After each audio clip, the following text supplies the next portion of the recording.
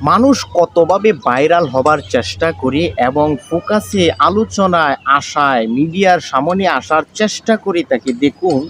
শহীদ জিয়া এবং দেশনেত্রী বেগম খালেদা জিয়ার মাজারে কবরস্থানে গিয়ে আত্মহত্যা করার চেষ্টা করতেছে একটি যুবক। একটিবার চিন্তা করুন, এটি একটি পরিকল্পিত।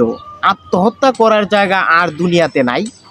এত জায়গা তৈয়া আপনি আত্মহত্যা, যদিও আত্মহত্যা মহাপাপ, আত্মহত্যাকে আমি সমর্থন করি না।